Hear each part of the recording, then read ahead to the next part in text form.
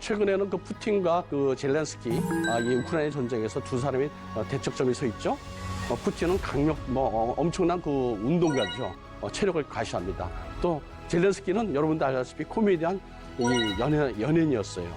근데 두 사람의 특징은 히틀러와 처칠이 보여준 것처럼 비슷한 그런 특징을 보여주고 있습니다. 리더십은 먼저 성견지명, 비전을 제시할 줄 알아야 됩니다. 비전 제시는 개혁 의지와 같은 말이라고 말씀드리고 싶습니다. 또한 리더십들은 가치를 지키기 위해서 용기 있는 이 행동을 보여줘야 됩니다. 또한 용기와 함께 꺾이지 않는 불굴의 의지를 갖고 있어야 되며, 또한 사건의 어떤 그 일의 핵심과 본질을 파악할 수 있는 통찰력을 갖고 있어야 됩니다. 리더십들이 가장 필요한 시간 중에 하나가 자기 성찰의 시간입니다. 고독한 시간을 가질수록 이 리더십의 어떤 그 초심이나 의지나 또는 용기가 꺾이지 않게 되어 있습니다. 결국 이런 것들은 일관된 진정성이라고 표현하는 인테그리티라는 말로 표현될 수 있습니다.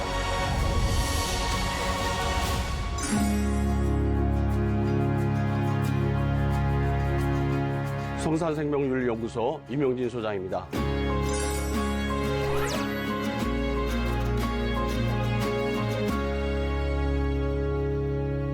이번 시간에는 리더십이라는 주제로 여러분과 함께 나누어 보겠습니다. 여러분, 좋은 리더십을 만났을 적에 여러분은 안정과 번영과 영광을 얻을 수 있습니다. 하지만 리더십을 잘못 택하게 되면 여러분의 생명과 많은 피해를 보게 되어 있습니다. 특히나 위기 상황 때 우리는 훌륭한 리더십을 통해서 위기를 탈출하고 또한 우리가 바라는 목적지에 다다를 수가 있습니다. 대표적인 것이 우리 전쟁이 있었을 적에 이런 리더십들의 어떤 대표적인 모습들을 우리가 볼 수가 있습니다. 최근 우크라이나와 러시아의 그 전쟁이 있습니다. 많은 젊은이들이 러시아의 젊은이와 우크라이나의 젊은이가 죽음을 당하고 있습니다. 어떤 리더십을 따르냐에 따라서 이 죽음이 진짜 영광될 수도 있고 정말 억울할 수도 있는 상황입니다. 어쩌면 이 전쟁이 3차 대전으로 번지지 않을까 많은 분들이 염려도 하고 있습니다. 이런 일들이 2차 세계대전에도 있었습니다. 여러분 너무나도 잘 알고 있는 히틀러란 리더가 있었고 처칠이란 리더가 있었습니다. 이 두 사람의 리더십은 똑같이 강력한 리더십을 갖고 있었지만 상당히 많은 다른 그런 리더십의 성질을 갖고 있었습니다. 히틀러들이 추종자들은 이런 얘기를 했었어요. 히틀러는 정말 좀 광신적인 그런 매력을 가진 사람이다.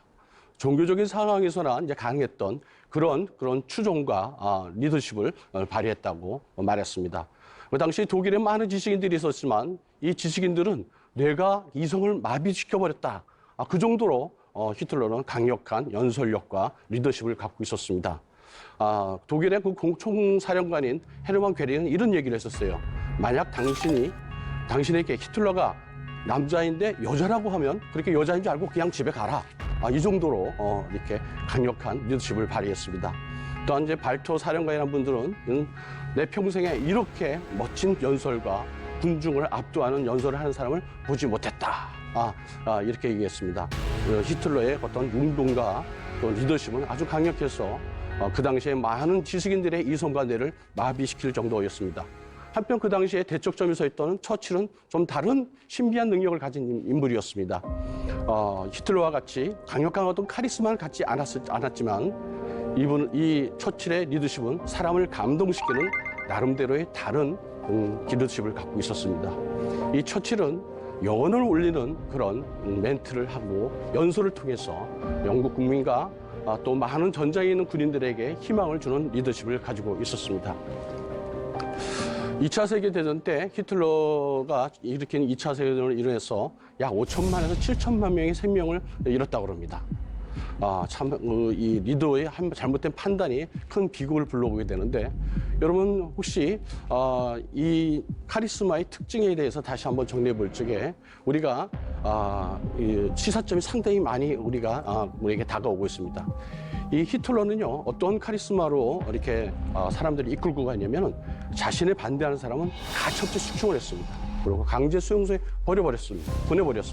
하지만 반대로 처칠은 자기한테 혹시 반대하고 자기 기분이 좀 상하더라도 능력만 있으면 중용을 하고 자기가 받아들였습니다. 2차 대전 초기에 독일이 승전을 계속하고 있었습니다. 하지만 전쟁이 장기화되면서 피로도가 쌓이면서 이 히틀러가 일선 지휘관에 직접 지휘하게 됩니다. 초기에는 일선 지휘관들에게 작전권을 맡겼어요. 하지만은 나중에 독일의 이 장기전은 후반기에 들어서면서 사사건건 히틀러의 명령이 작전권을 갖다가 훼손시켜 버립니다. 당연히 독일이 질 수밖에 없죠. 하지만 처칠도 만만치 않았습니다. 얼마나 이 심각한 잔소리였는지 비서가 고개를 절레절레 흔들 정도였습니다. 하지만은 처칠은 나중에 후반으로 갈수록 더 성숙해지면서 능력 있는 사람을 중용하게 되어 있습니다. 이런 리더십의 어떤 특징이 서로가 다리 갖고 있었습니다. 그와 함께 이분들은 또 특특한 이런 특징도 갖고 있었어요. 히틀러는 대단한 운동가였지만 처칠은 또 글 쓰는 작가였습니다. 여러분 혹시 처칠이 노벨 문학상을 받은 거 아십니까? 2차 세계대전이란 회고록을 통해서 문학상을 받은 사람입니다. 여러분 혹시 이거 노벨 평화상이라고 생각하셨겠죠? 하지만 문학상을 받았습니다. 각자의 어떤 특징이 다 있습니다. 최근에는 푸틴과 젤렌스키, 이 우크라이나 전쟁에서 두 사람이 대척점에 서 있죠.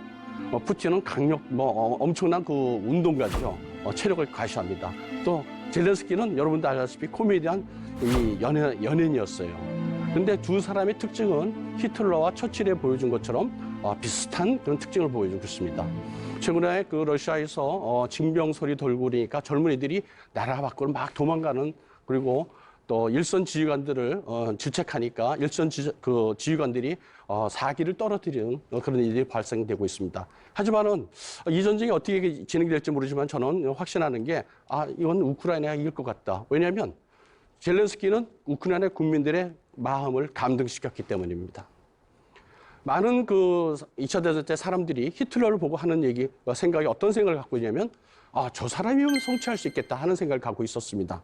하지만은 처칠을 따르는 많은 사람들은 나도 성취할 수 있다 하는 자신감을 갖고 있었습니다. 바로 영혼을 울리는 그런 연설과 멘트로 사람의 마음을 모아가고 리더십을 발휘했던 것입니다.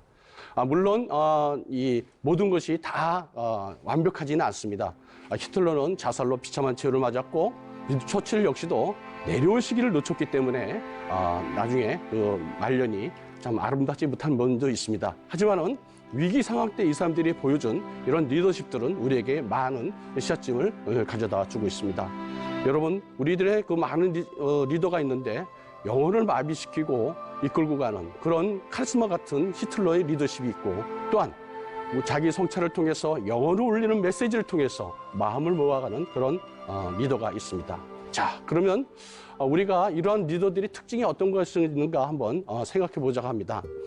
리더십은 먼저 성견지명, 비전을 제시할 줄 알아야 됩니다. 비전 제시는 개혁 의지와 같은 말이라고 말씀드리고 싶습니다.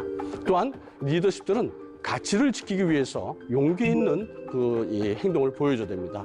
또한 용기와 함께 꺾이지 않는 불굴의 의지를 갖고 있어야 되며, 또한 사건의 어떤 일의 핵심과 본질을 파악할 수 있는 통찰력을 갖고 있어야 됩니다. 리더십들이 가장 필요한 시간 중에 하나가 자기 성찰의 시간입니다. 고독한 시간을 가질수록 이 리더십의 어떤 초심이나 의지나 또는 용기가 꺾이지 않게 되어 있습니다. 결국 이런 것들은 일관된 진정성이라고 표현하는 인테그리티라는 말로 표현될 수 있습니다. 먼저 이 개혁 의지는 비전 제시는 개혁이라는 것은 끌려가는 것이 아니라 이끌고 가는 것이라는 것을 우리가 알 수 있습니다. 리더십들은 항상 끌려가서 개혁을 이룰 수 없습니다. 항상 이끌고 가는 것이 이제 개혁이라고 할 수 있습니다. 무엇보다도 이러한 이 비전은 사람을 지키는 것이 아니라 가치를 지키는 리더가 돼야 개혁을 할 수 있습니다. 때로는 좁은 길이기 때문에 힘들 수가 있습니다. 여러분, 죽은 고기는 물살에 떠내려고 가게 되었습니다. 하지만 살아있는 물고기는 물살을 헤치고 올라가게 되었습니다. 바로 이것이 개혁 의지이고 비전 제시입니다.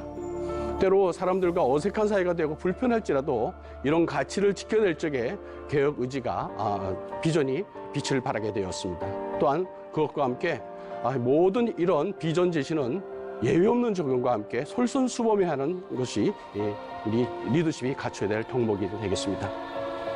그와 함께 리더십들은 용기가 있어야 됩니다. 진정한 용기는 모든 사람들이 찬성해도 옳은 가치를 발견했을 적에 굽히지 않고 주장하는 일이 바로 용기입니다.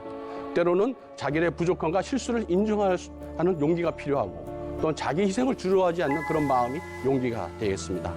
이런 용기는 모든 따르는 사람들에게 희망을 주기 때문에 용기는 꼭 필요한 것입니다. 그와 함께 우리가 가져야 될 것이 리더들은 불굴의 의지를 가지고 있어야 합니다. 단번에 끊어지지 않는 일에 포기하지 않고 어떤가 목적과 목표를 지키고 가치를 지키는 그 마음이 불굴의 의지입니다.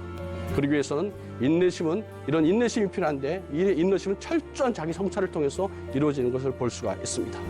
확신과 비전에 찬 희망을 일관되게 지켜낼 때 많은 분들이 위기를 벗어나고 또 우리가 안정과 번영을 누릴 수가 있습니다.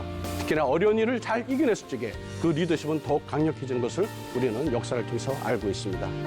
또한 이러한 불굴의 의지와 용기가 있지만은 문제의 핵심과 본질을 정확하게 이해하고 파악하는 통찰력이 리더십들에게는 필요합니다. 이런 통찰력은 많은 정보를 정리해서 지식화하고 그 지식을 자기의 지혜로 통해서 깨닫는 일을 말합니다. 그렇기 때문에 이런 리더십들은 많은 독서가 필요하고 성찰의 시간을 가져야 이런 능력을 얻을 수가 있습니다. 리더는 바쁘고 복잡할수록 생각하는 시간을 많이 가져야 됩니다.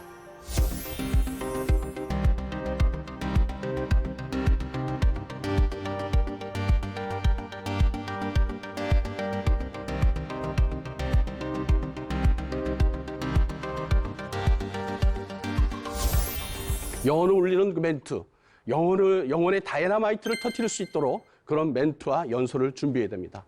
여러분 잘 알다시피 처칠은 수상에 취임하면서 내가 여러분들에게 드릴 것은 수고와 땀과 피와 노력뿐이라는 그런 명언을 남겼습니다. 그 한마디가 2차 세계대전을 갖다가 뒤집는 멘트가 되었습니다.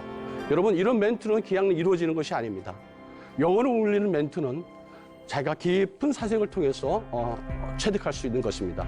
여러분 잘 알고 있는 아브라함 링컨 대통령이 있습니다. 두 분은 남북전쟁 때 꼭 기도하는 시간을 가졌습니다. 그래서 일선의 어떤 막사에 링컨이 방문했을 때도 하얀 손수건이 걸린 그 시간에는 링컨의 비서가 아무하고도 만나는 것을 금지시켰습니다. 그 시간은 링컨이 하나님과 독대하는 시간이고 깊이 사고하는 시간이고 자기를 정리하는 성찰의 시간이었기 때문입니다. 남북전쟁을 승리로 이끈 링컨에게는 이러한 기도 시간, 자기 성찰의 시간이 있었다는 것을 우리가 알 수 있습니다. 또한 리더들이 감내해야 할 것이 있습니다. 고독입니다. 고독은 상당히 외롭고 힘듭니다. 하지만 고독 속에서 길이 보이고 혼란스러운 상황에서 정리할 수 있는 시간이 됩니다. 실패했을 때, 위험할 때, 그리고 급할 때 고독의 시간을 리더는 가져야 됩니다.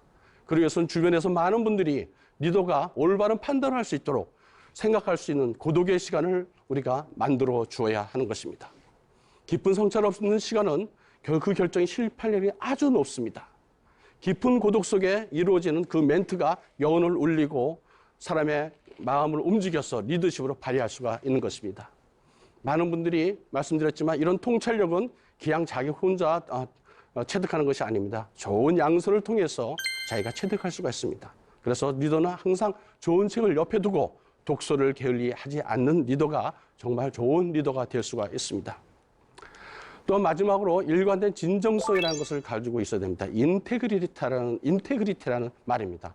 이 말은 진정성, 무결성, 완전성, 성실성, 인격적 통합성, 좀 우리나라 말로 표현하기 힘든 말이지만 모든 사람들에게 인테그리티를 가진 사람이다 하면 최고의 극찬입니다. 이 인테그리티는 정직하고 성실하고 균형 잡힌 생각으로 리더가 갖춰야 될 인품을 얘기하게 되어 있습니다. 자, 그러면 이 인테그리티가 어떤 것들을 가지고 있느냐, 리더십으로. 첫째, 정직합니다. 그리고 두 번째는 무례하지 않고 남을 존중할 줄 압니다. 세 번째는 신뢰할 수 있는 신뢰감을 줍니다. 네 번째는 책임감을 가지고 약속을 지키고 있습니다. 마지막으로 능력을 가지고 있다는 것입니다. 자, 그러면 정직이라는 것은 무엇입니까? 남을 이용하지 않으며 모든 사람의 유익을 먼저 생각하는 이타적인 생각입니다. 이런 분들의 정직성은 바른 말과 행동을 통해서 나타나게 되어 있습니다. 정직한 지도자는 부끄러운 일을 하지 않습니다. 혹 설령 가끔 자기가 부끄러운 일을 했을 때나 실수를 했을 때는 주저움 없이 자기의 실수와 잘못을 시인하고 사과하는 용기를 가지고 있습니다. 두 번째로 이 진정한 인테그리티를 가진 리더들은 무리하지 않고 남을 존중합니다. 다른 사람의 잘못을 지적할 때나 그럴 때는 온화하고 부드러운 말을 사용하지만 명료하고 분명하게 자기의 뜻을 전달합니다. 간혹 자기의 우월성을 드러나기 위해서 남의 흠을 잡거나 흉을 보는 저급한 인격의 소유자가 아닙니다. 남을 존중하고 배려하는 이런 것들이 바로 리더십이 갖추어야 되는 것들입니다. 예전에 우리나라에서도 이런 리더십을 가진 분들이 있었습니다. 박정희 대통령이 정주영 회장하고 만남이 있었다고 합니다. 그때 당시에 경부고속도로를 뚫고 있었는데 그때 뭐 정주영 회장이 일선에서 상당히 현장에서 피곤했었나 봐요. 그런데 독대하는 자리에서 정주영 회장이 깜빡하고 잠이 들었다고 그러더라고요. 그때 그 모습을 보고 박정희 대통령이 정주영 회장에게 미안하다. 내가 피곤한 당신을 불러서 힘들게 했군. 이런 얘기로 정주영 회장을 감동시켰다고 합니다. 그 후에 정주영 회장은 더 힘을 내서 그 경부고속도로를 잘 건설했다는 그런 일화가 있습니다. 남을 배려하는 마음, 무리하지 않게 정중하게 자기 사람을 만들어가는 것이 인테그리티를 갖춘 리더십이 갖추는 것입니다. 또한 이제 신뢰할 수 있어야 됩니다. 신뢰라는 것은 무엇입니까? 아무도 보이지 않을 적에 옳은 일을 하는 것이라고 C.S. 루이스는 표현했습니다. 사서삼경 중에 대학과 중용에는 이런 말이 나옵니다. 신독이라는 사상이 나옵니다. 남들이 보이지 않는 곳에서 혼자 있을 때 어떻게 자기를 유지할 수 있는가? 이것이 바로 신뢰인 것입니다. 이 신뢰는 한순간에 쌓이지 않습니다. 엄격한 자기관리가 필요합니다. 누가 보거나 안 보거나 성실하고 정직한 사람이 곁에는 풍성한 향기가 나고 아름다운 향기가 나고 사람이 모이게 되었습니다. 그렇지 않을 때는, 신뢰하지 못할 그 사람 주위에서 악취가 나게 되어 있습니다. 신뢰를 쌓는다는 많은 시간이 걸립니다. 하지만 무너지는 것은 한순간입니다. 그렇기 때문에 우리에게 신뢰를 유지하기 위해서 자기 관리를 잘하는 리더가 되어야 하겠습니다. 또한 이런 인테그리티를 갖춘 리더십들은 약속과 책임감을 가지고 있습니다. 비록 어려운 일을 만나도 자기의 손해가 있더라도 약속을 지키고 올바른 행동을 합니다. 또한 이런 리더들은 능력을 갖추고 있어야 합니다. 아무리 좋은 뜻, 선의를 가지고 있지만 능력이 따라주지 않으면 이런 인테그리티, 리더십을 발휘할 수 없기 때문입니다. 착하기는 하지만 무능한 지도자가 되어서는 안 되겠습니다. 리더가 이런 덕성과 함께 해야 할 일들이 있습니다.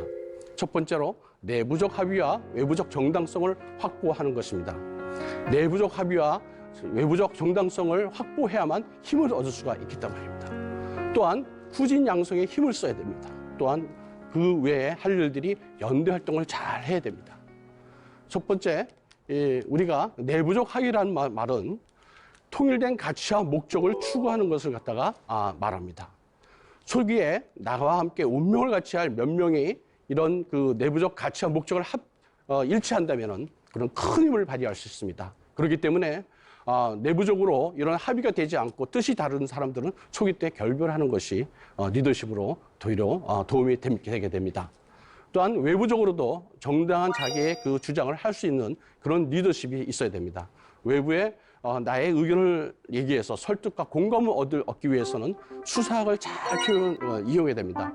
여러분 아리스토텔레스의 수사학이라는 말을 들어보셨을 것입니다. 세 가지 요소가 있습니다. 로고스와 파토스와 에토스입니다. 이 세 가지가 사람을 설득하고 공감을 이루는 그런 방법인데, 첫 번째 로고스는 정확한 논리입니다.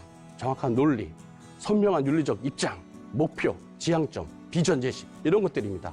하지만 이런 로고스로는 사람을 설득하는데 10%밖에 작용하지 않는다고 합니다. 그럼 그 다음 것이 무엇이냐? 파토스입니다. 상대방의 듣는 사람의 입장에서 생각해 보는 것입니다. 쉽게 생각해서 여러분들 광고를 보실 적에 좀 가난한 나라의 어린아이가 병들어서 배고파서 쓰러져 가고 있다는 그런 영상을 볼 때 여러분의 마음에 감동이 있지 않습니까? 도와주고 싶지 않습니까? 이런 감동과 공감을 이루는 것이 바로 파토스입니다. 이것은 사람을 설득하는데 한 30% 작용한다고 합니다.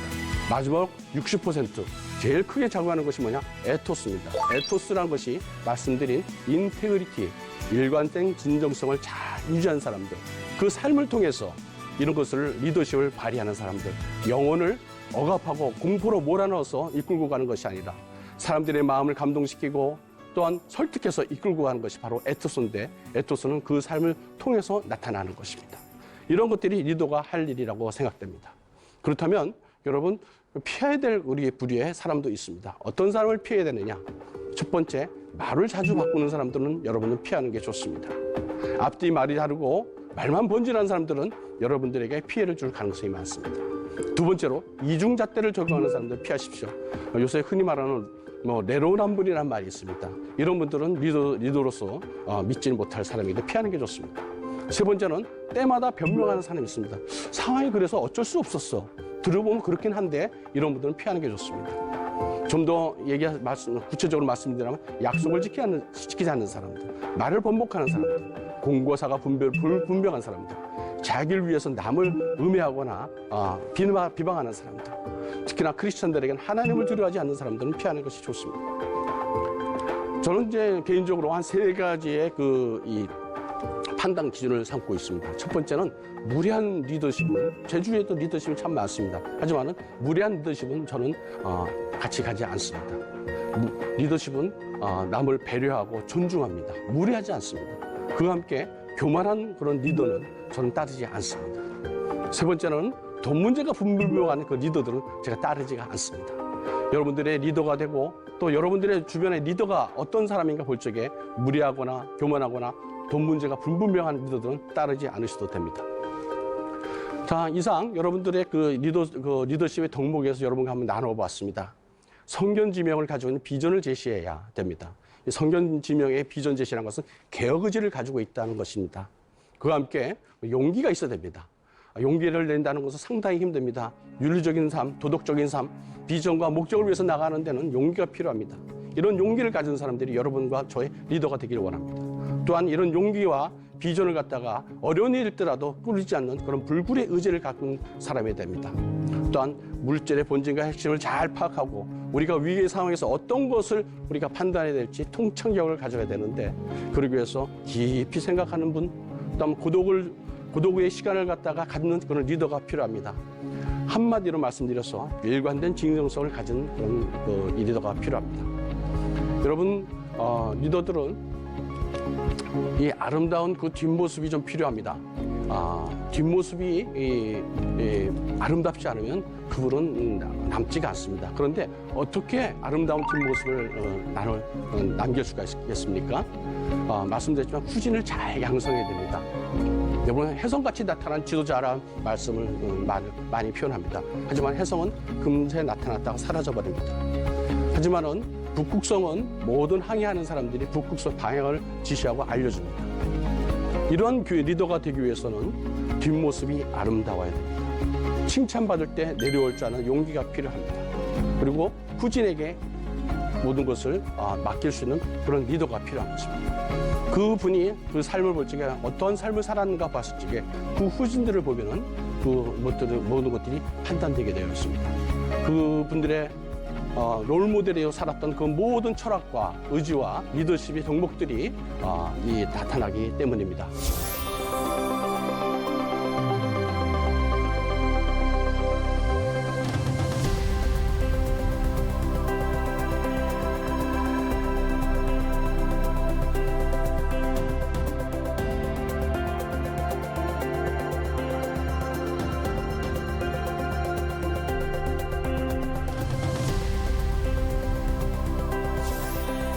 여러분, 그와 함께 마지막으로 말씀드리고 싶은 것은 이 리더들은 고독해야 된다는 것입니다. 리더는 외롭습니다. 힘듭니다. 하지만은 그 고독의 시간 속에서 자기의 방향을 잘 잡을 수 있습니다. 초심을 회복할 수가 있습니다. 이 고독의 시간은 생산성이 있습니다. 그 고독을 통해서 영혼을 움직이는 그 영혼의 다이너마이트를 준비할 수가 있고 리더십을 발휘할 수가 있습니다. 나의 모습을 돌아보고 내가 어떤 것을 제시했는지, 그리고 내가 무엇을 지켜야 될지 그것을 돌아보는 시간이 고독한 시간입니다. 여러분, 이런 고독을 즐길 수 있는 그런 아름다운 리더가 여러분들의 있기를 바랍니다. 뒷모습이 아름다운 리더가 여러분과 저희 주변에 있기를 원합니다. 칭찬받을 때 내려오고 자기를 내려놓을 수 있는 그런 진정한 용기를 가진 그런 리더가 여러분과 저에게 있기를 바라고, 또한 여러분들이 그렇게 되시기를 바랍니다. 오늘은 리더십이란 주제로 함께 나누어 보았습니다.